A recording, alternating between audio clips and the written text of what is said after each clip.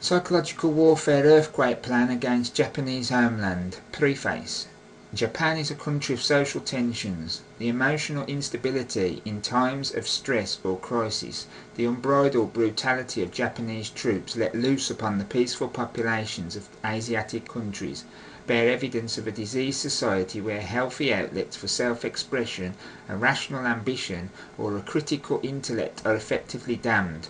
The social history of Japan illustrates how the Japanese violently reacted against crushing social restrictions and inhibitions by abandoning themselves to a frenzy which periodically swept throughout the centres of the population in the Tokugawa area 1605 and more recently in 1923 during the frenzy riots which followed the devastating fire and earthquake in the Tokyo district.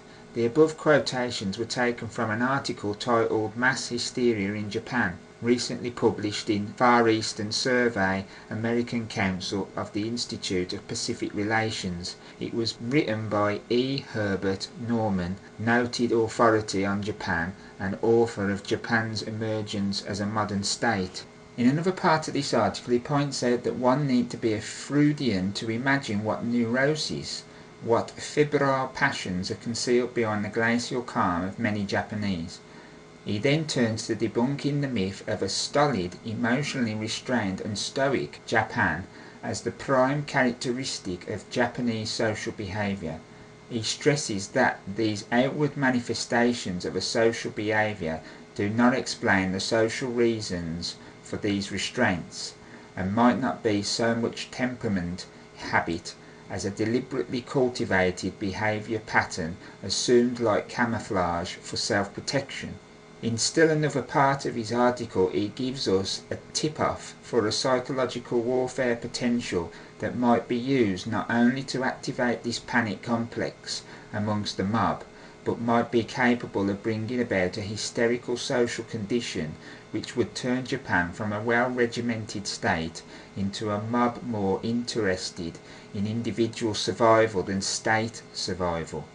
Norman states further, today with contemporary Japan subject to the will of the political police, the tight social regimentation of the neighbourhood groups, the grinding economic exploitation, the student propaganda of chauvinism and the Shinto superstition are placing heavier burdens on the Japanese people than they experienced under the stern rule of the feudal bakufu.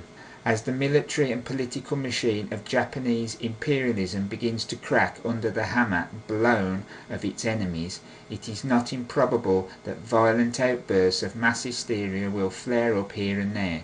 Given these facts, it is apparent that it is timely that we step up our psychological warfare against Japanese homeland. This should feature material that would tighten the frustration ring around the Japanese people.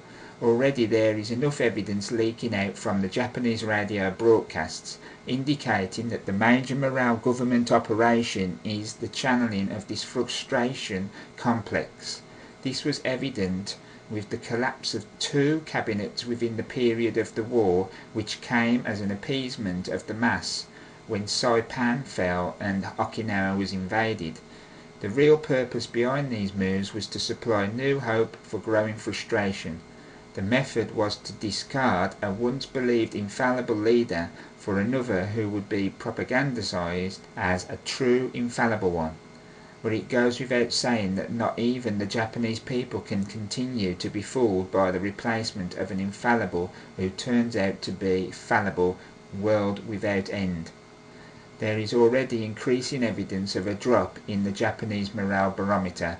This was reflected in the first public address of Prime Minister Suzuki after the fall of the Keio cabinet following the invasion of Okinawa. He stressed the graveness of the crisis now facing Japan as a result of the invasion of Okinawa.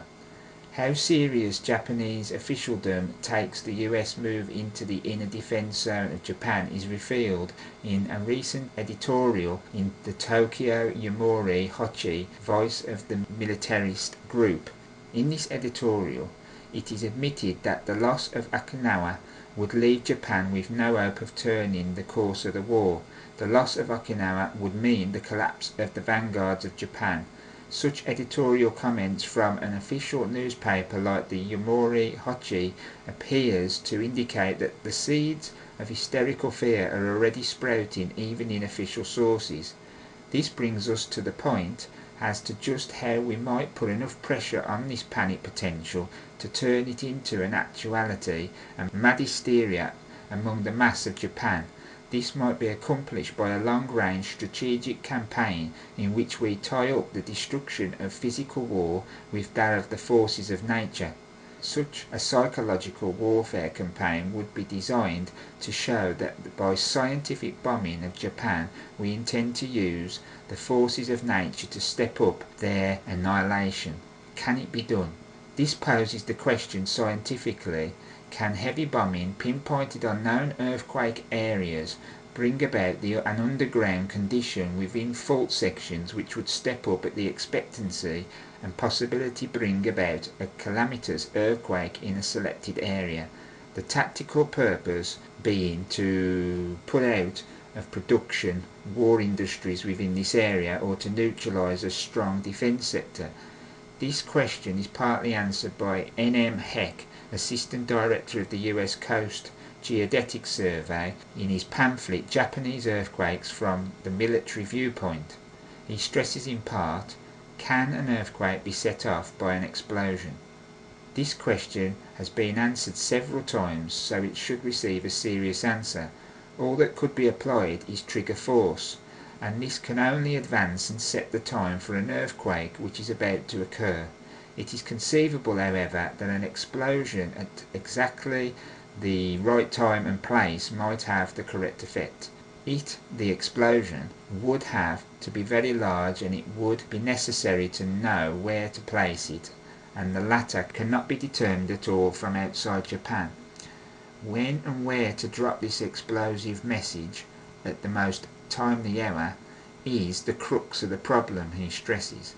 This problem he has been complicated by the loss of seismological listening stations at Manila, Shanghai and Batavia.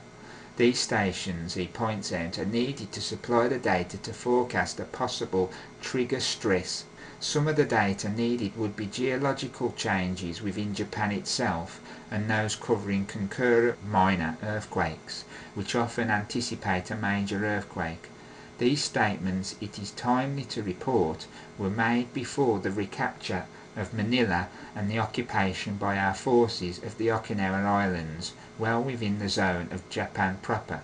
It now appears as though they no longer hold valid, and that this job of collecting the needed data is now within the realms of possibility. With the possibility of getting this data now arises the question of where to place this large explosive charge. Professor P. Briley of the Seismological Laboratory of the University of California, in an answer to this question, reduces the range of speculation as to time and location.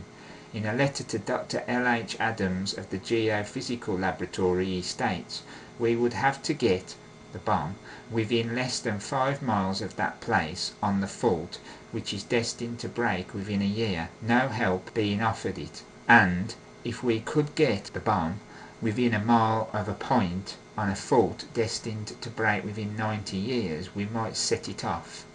Here again the determination of the vulnerable faults is dependent upon the more specific data to be obtained from seismic listening posts.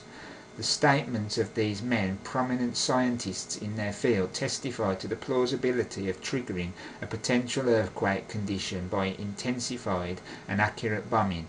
This plausibility is further substantiated by actual tests conducted at the Palm Physical Laboratory.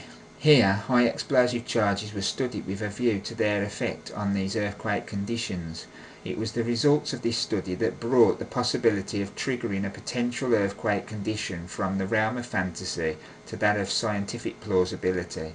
With the knowledge of the possible effects of explosives and the seismological data to be obtained from listening posts, there appears to be a good possibility that we may be able to create a psychological warfare panic campaign well within the realm of scientific plausibility. and if it had become known in Japan that we had placed scientists in strategic areas within the zone of Japan proper for working out a hypothetical plan to further harass Japan,